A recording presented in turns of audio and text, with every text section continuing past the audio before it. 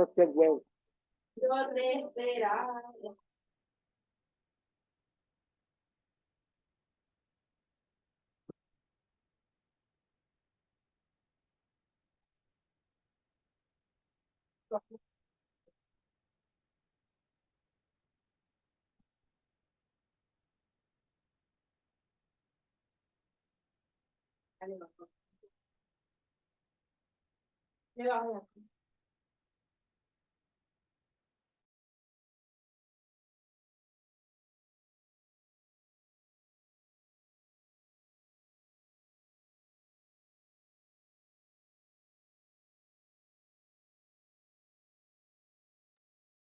Buenas noches, Génesis. Buenas noches, profesora Ligia, ¿cómo está? Bien, y usted, vamos a iniciar la sesión, las dos, Bien. y usted sabe que queda grabada y si acaso, bueno, ya se conectó Beverly, ya somos tres. Está bien. Ok. Vamos a iniciar ya con la quinta sesión y el coordinador les colocó en la de WhatsApp que el examen está listo. El examen hace algunos planteamientos y análisis de casos. Se va a abordar también algunos aspectos teóricos, a ver qué tanto ustedes están dominando de la parte teórica. Ya comencé a revisar los trabajos de la plataforma, las tareas. Hago para las próximas tareas, pues lógico, ¿verdad?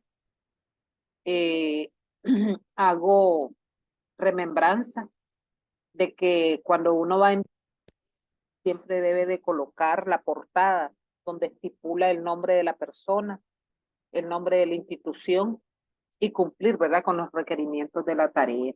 En algunos casos he estado bajando puntos, pero es por eso, ¿verdad? Porque me envían directamente el material, o sea, la tarea sin ninguna, no hacen presentación ni de quiénes son. Si yo no veo en la plataforma quién estoy evaluando la tarea, no me daría cuenta.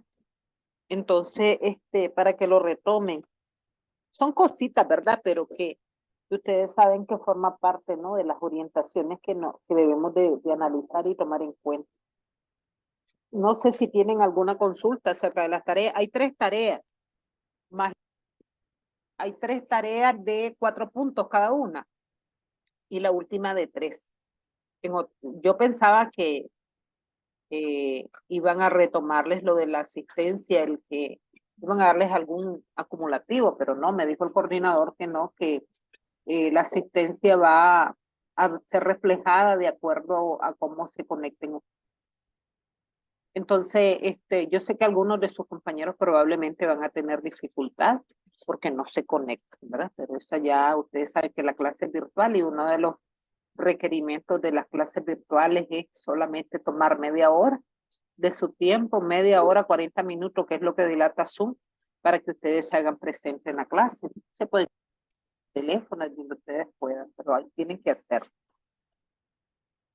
Entonces voy a comenzar compartiendo pantalla. No sé si tienen alguna pregunta ustedes.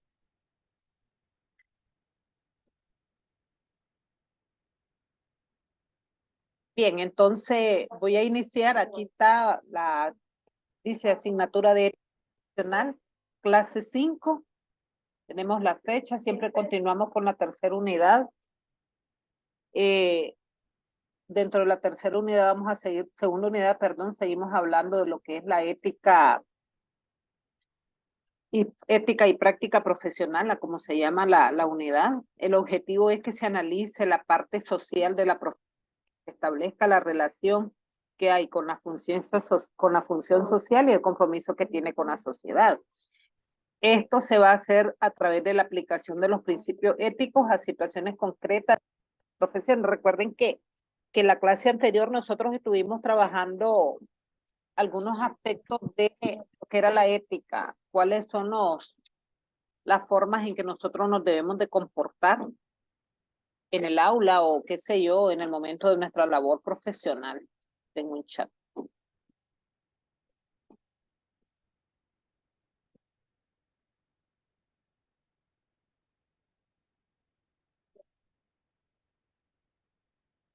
Bueno, para continuar con la sesión que les estaba mencionando,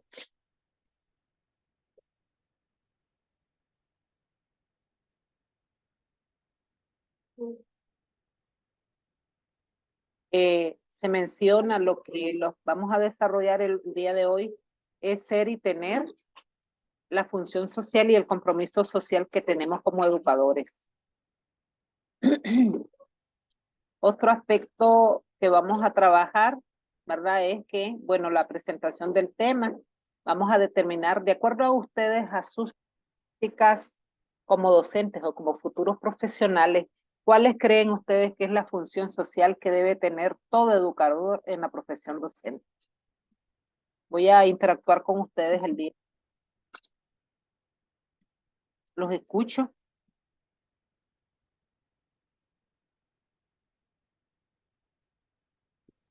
¿Cómo dijo, profe? ¿Cuál es el compromiso social que ustedes deben de tener? Aquí acá dice, mire, analizar la función social que tiene el educador en la profesión. De acuerdo a su criterio, ¿cuál es la función social que debe tener el maestro en su compromiso como maestro?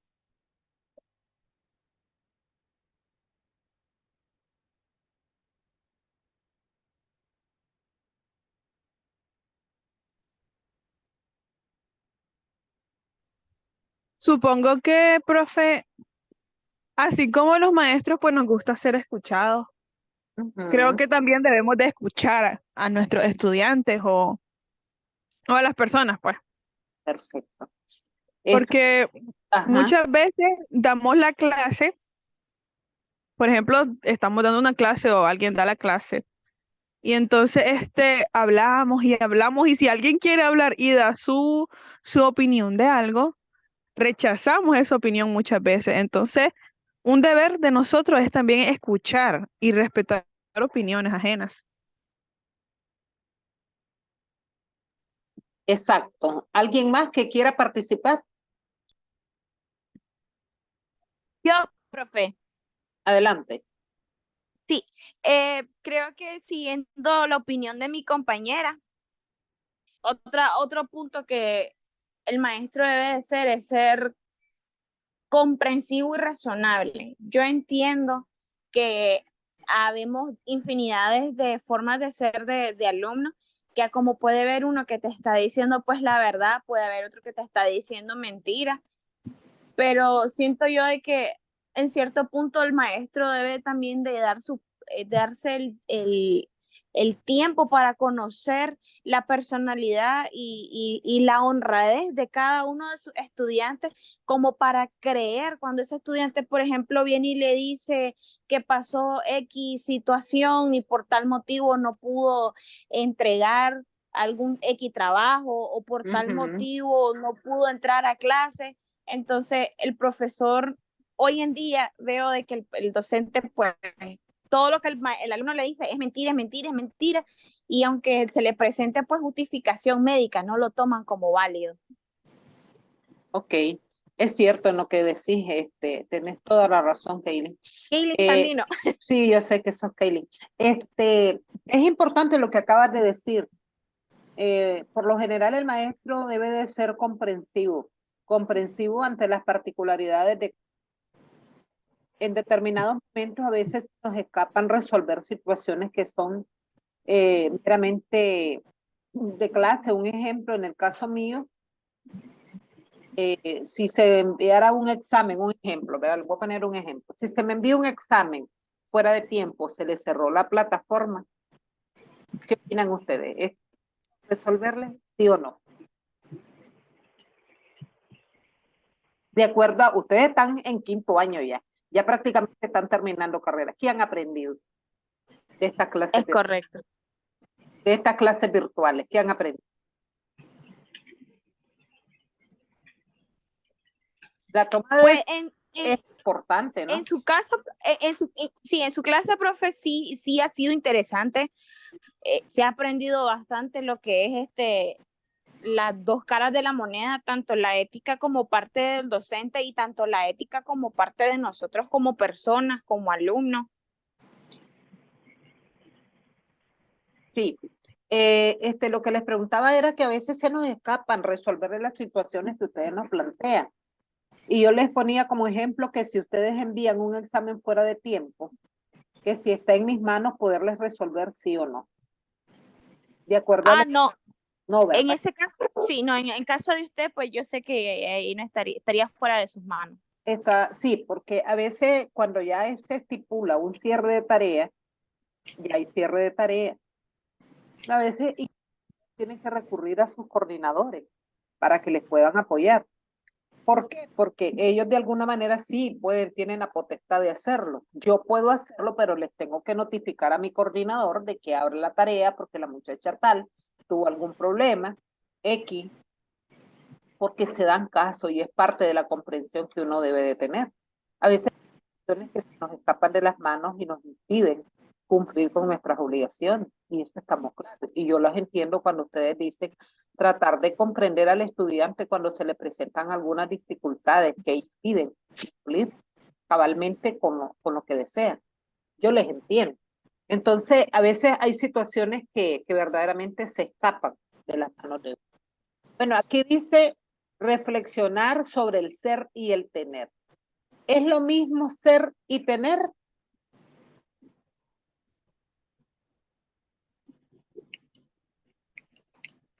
Yo soy, ¿verdad? El ser es el ente como tal. Y el tener es la posesión. Ahorita el ser humano vive interesado mayormente en adquirir que en realmente desarrollar su propio ser.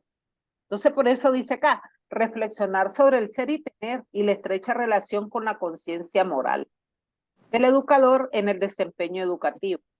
A ver, nosotros estudiamos porque en el caso de ustedes, ¿verdad? Igual que yo, estudiamos docencia porque tenemos vocación.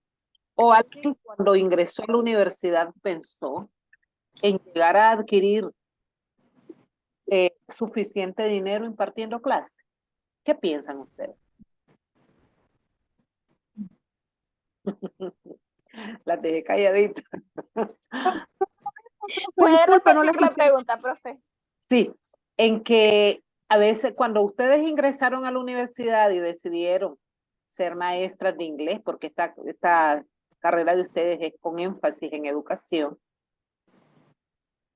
pensar en que se iban a adquirir bastante plata o realmente escogieron la carrera por vocación. ¿Puedo dar mi opinión, profe? Y claro que sí.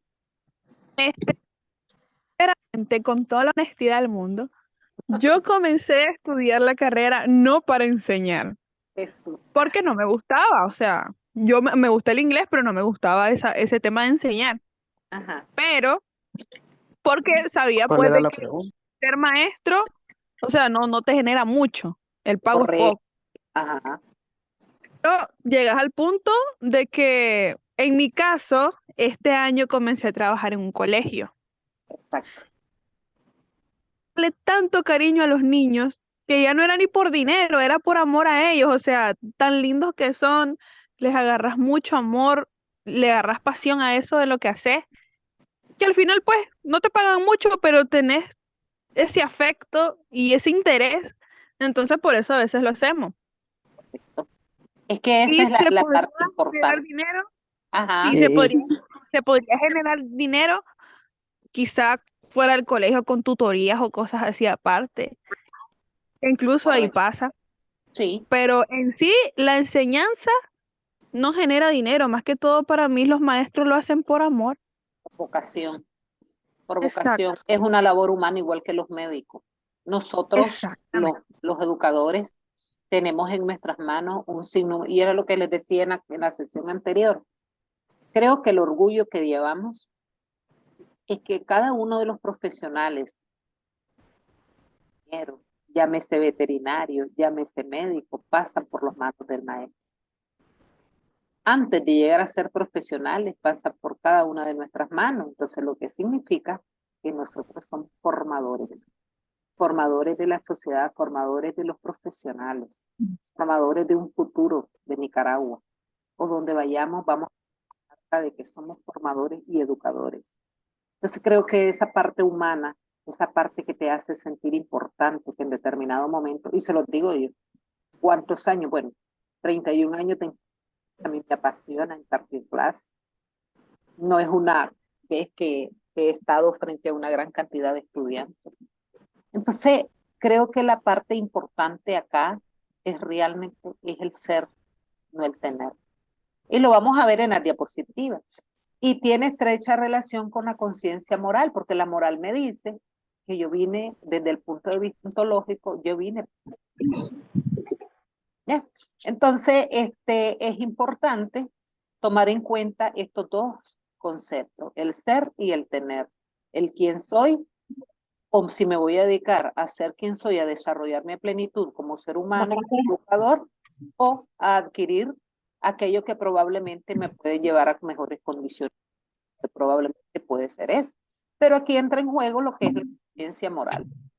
¿Ya? Entonces, eso era parte del conversatorio que quería tener con ustedes. Paso con las diapositivas.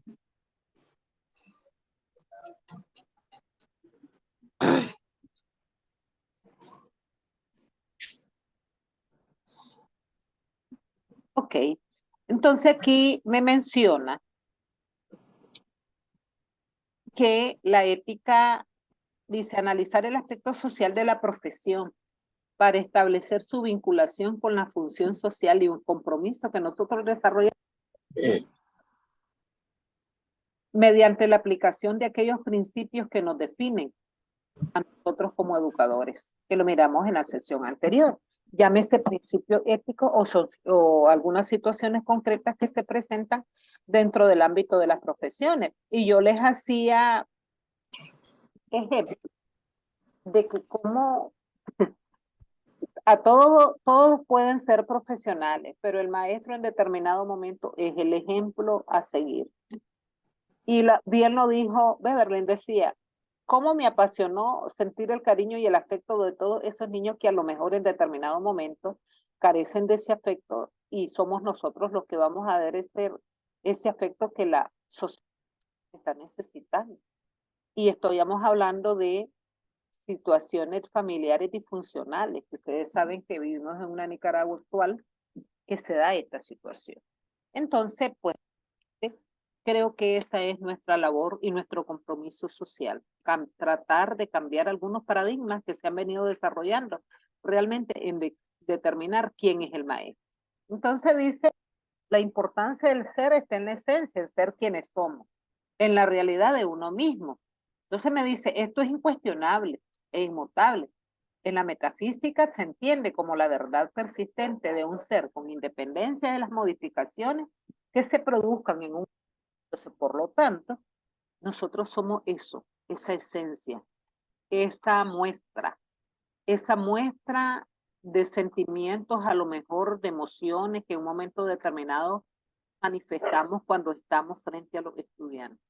Cuando no somos indolentes a situaciones que se atraviesan en los hogares y el niño de un determinado momento lo va a manifestar y somos nosotros quienes vamos a hacer ese acompañamiento en ese momento. Entonces dice que tenemos saber para ser y para tener. Entonces es interesante esto. En nuestra época, dice acá, él está tan preocupado solo en tener y muy poco en ser.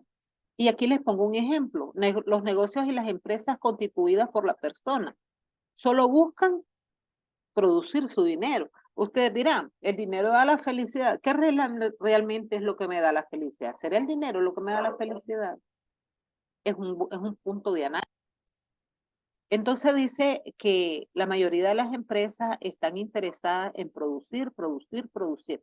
En un determinado momento se les olvida que los que están desarrollando para poder adquirir esa económica son seres humanos que tienen hogares, que tienen familias, que tienen miles de problemas en sus casas. Entonces, pero los dueños de la empresa están interesados solamente en maximizar el dinero y obtener alguna fuente de riqueza. En los tiempos actuales lo que más se desarrolla es el verbo tener. Aquí observan ustedes imágenes de dinero, aquí observan imágenes ustedes de funciones. Hablamos de producir dinero, producir dinero, producir dinero. ¿Cuántas personas a lo mejor tendrán 1, 2, 3 casas?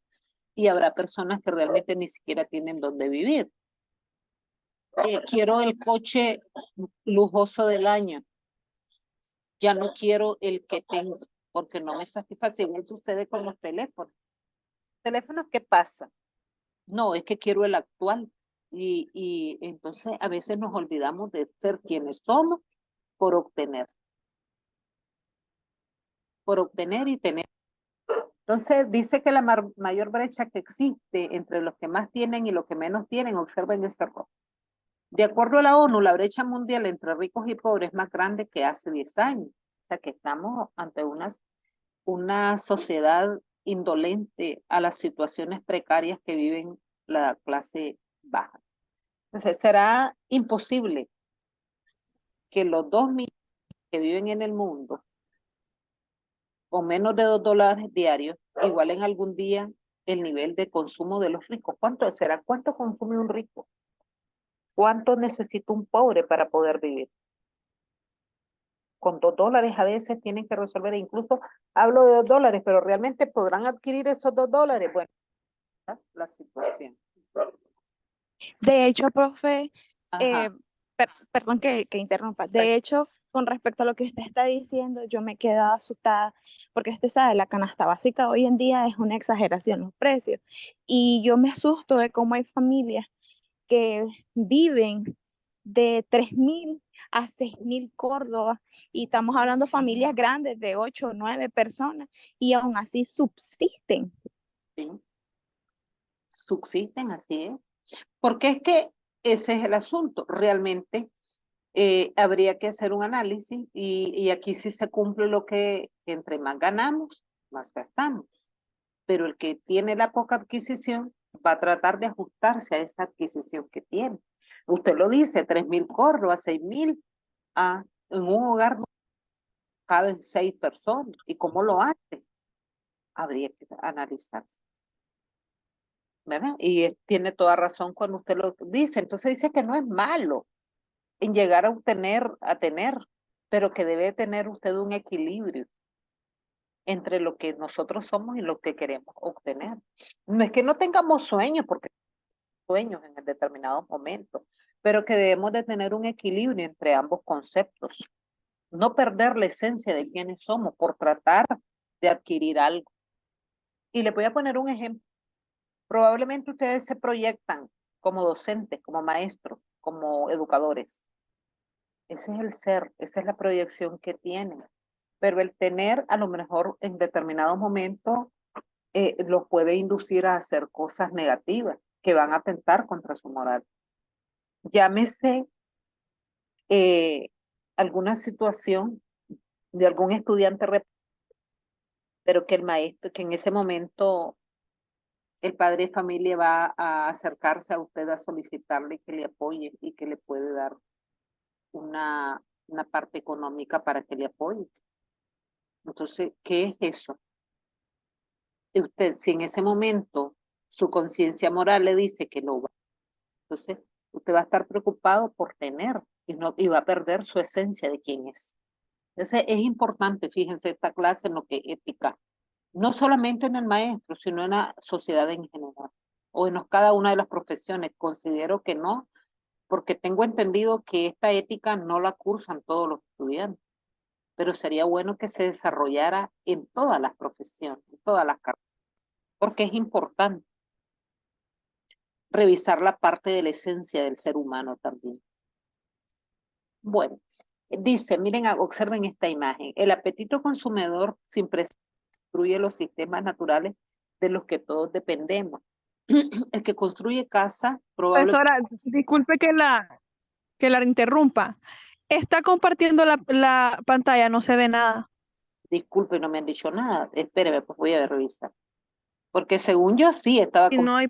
pantalla.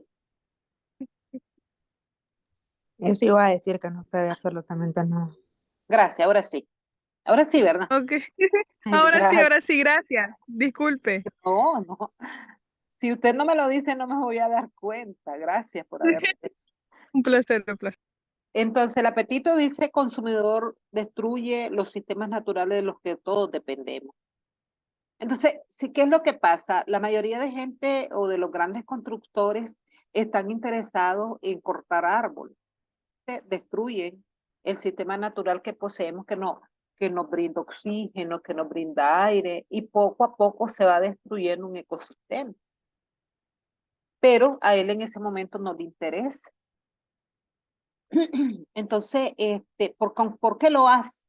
Lo hace precisamente porque lo que pretende es satisfacer sus propias necesidades para adquirir un poco más. Entonces dice, hacer para tener y ser reconocido. Aunque las empresas y negocios son realizadas por personas, se busca la maximización del dinero, olvidando quién es el que la va a crear, quién es el que le va a facilitar la adquisición de ese dinero. O por eso dice acá, olvidando la plenitud del creador del mismo. Entonces, el dueño de la empresa probablemente quiere producir, pero ¿a costo de qué quiere producir? Probablemente pagando más, a lo mejor, pagando horas extras, a lo mejor con bajo precio, y la persona está cansada, abusando de la persona. Entonces, él está interesado en tener para adquirir un lugar, un estatus, y ser reconocida como una empresa líder, un ejemplo, ¿no? Entonces, es importante esto. La persona se ha convertido en el medio para lograr el objetivo de hacer más dinero. O sea, aquí el obrero simplemente va a ser un facilitador de la adquisición del dinero.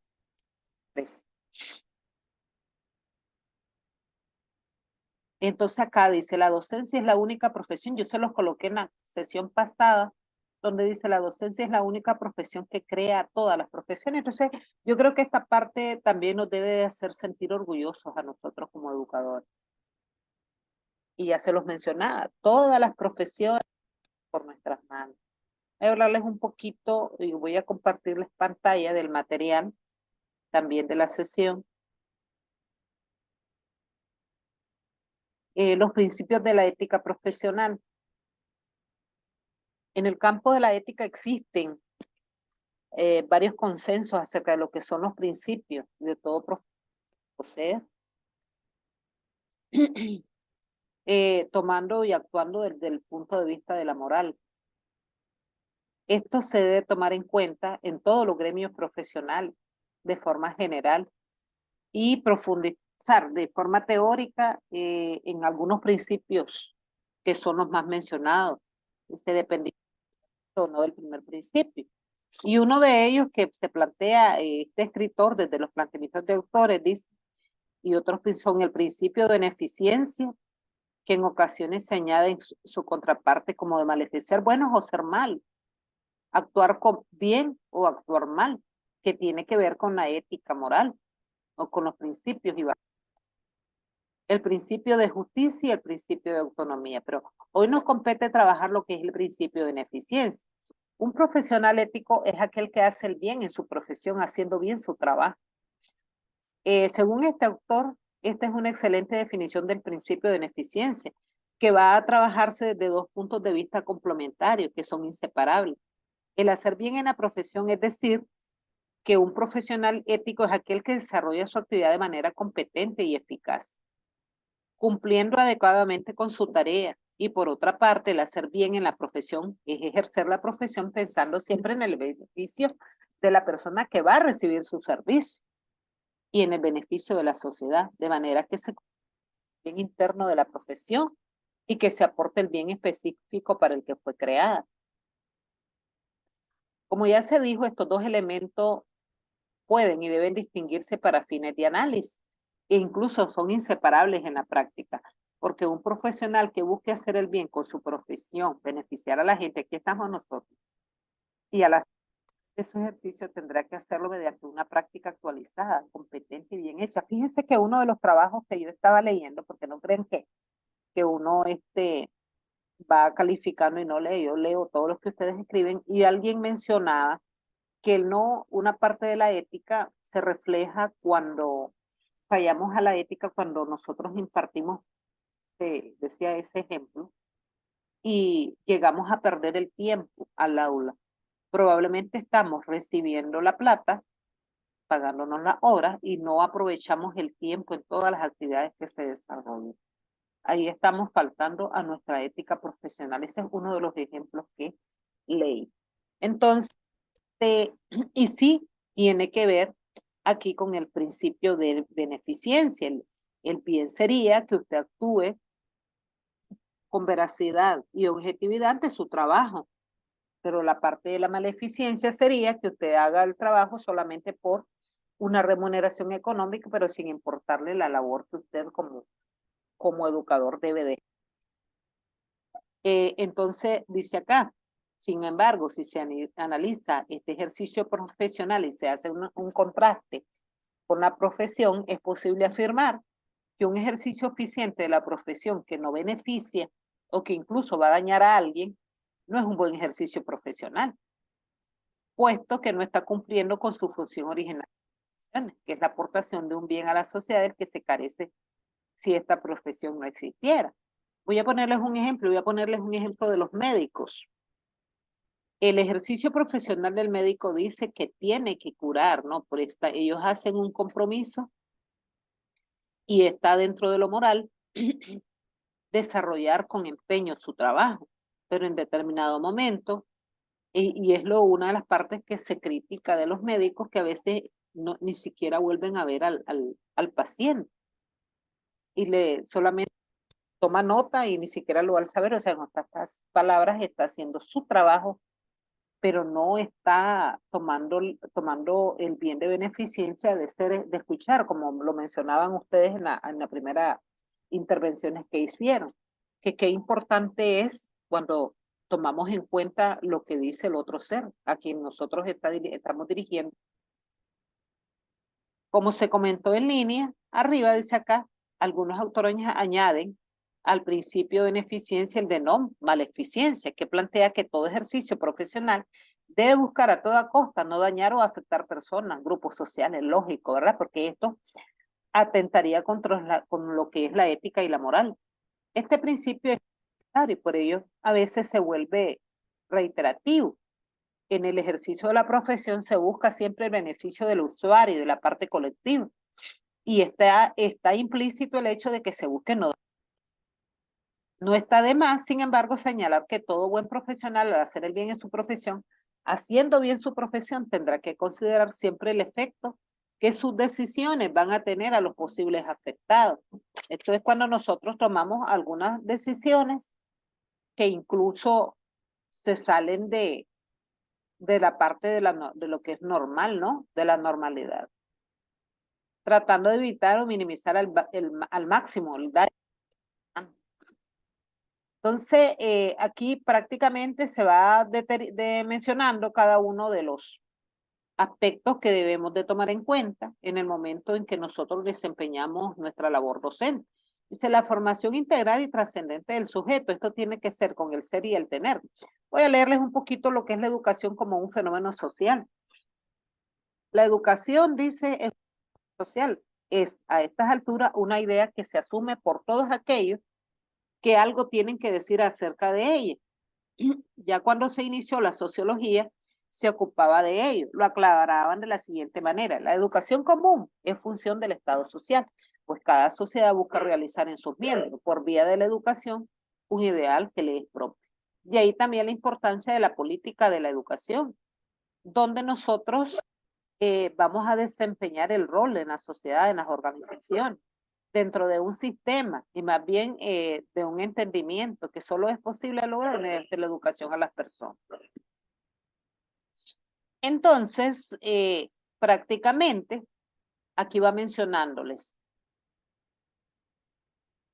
Lo anterior solo es posible en un proceso de transmisión de conceptos de persona a persona, de un educador a un educando, un proceso comunicativo a través del cual se asimilan cada una de las particularidades que se debe entender en el mundo de que cada sociedad y por ende cada cultura ha asumido. ¿Qué quiere decir esto acá? Quiere decir que nosotros no solamente somos de conocimiento, somos educadores, somos formadores, porque en determinado momento vamos a formar o reforzar prácticamente todos esos valores que se van iniciando en casa, porque donde inician los valores es en casa, bien lo hemos dicho en las sesiones anteriores. Y el maestro es quien se va a encargar. Si el niño le está respeto a su compañero, usted es el educador y va a tener que intervenir y formar a ese niño para que aprenda a respetar a su compañero. Si el niño tomó algo que no era de él y era de su compañerito y el otro compañerito lo dio, pues aquí vamos a trabajar lo que es la honestidad. Entonces, quienes vamos a reforzar cada uno de los valores en la aula somos nosotros como educadores. Ahora bien, el hombre, ser social por naturaleza, se hace o rehace en la medida en que es educado. Y lo mencionaba, ¿verdad? Es quien explica que es un proceso de aprendizaje humano desde el punto de vista desde que se incorpora al mundo. Esa idea que es de naturaleza social, que quiere decir que el hombre no puede vivir ajeno a una sociedad, es poco a poco se ha ido organizando con otros seres humanos. Y no hablamos, dice, de organizaciones sencillas, sino complejas, cargadas de historia. ¿Por qué? ¿Por qué no sencilla? Porque en el mundo circundante donde se encuentra el individuo, se va a encontrar con distintos tipos de particularidades o caracteres de personas que dominan a lo mejor algunos conocimientos, y por eso habla de historia, valores e intricadas significaciones. O sea, es tan vasta porque probablemente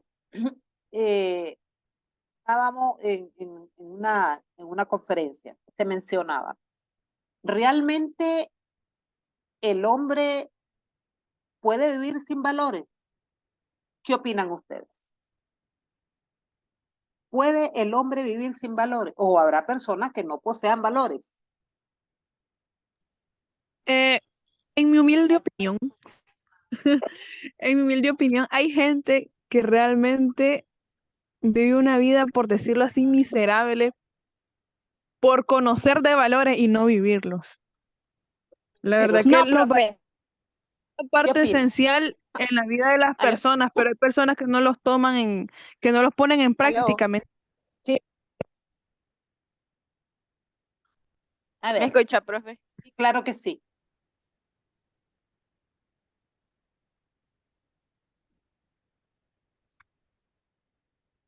Le escucho. Bueno, desde mi punto de vista, profe, yo creo que un ser humano no puede vivir sin valores.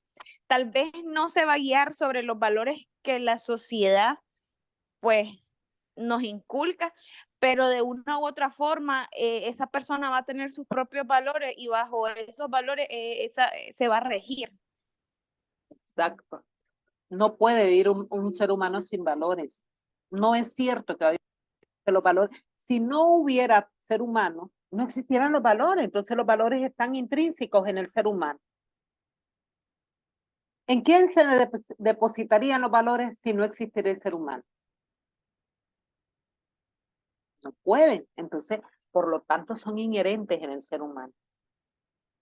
Entonces dice acá, la educación es además la herramienta privilegiada de reproducción. Es decir, es aquel que se ordena o hace un mantenimiento de orden social, hace tradición cultural. La educación emerge como un fenómeno social no solo por sus fines, sino porque el educador va a integrar al niño al mundo en sociedad, sino también porque aporta con su ejercicio a la conformación de la realidad social. Y en el último que tenemos acá, la educación y compromiso social. La escuela es en sí misma una formación discursiva, es decir, un conjunto de prácticas que logran regular.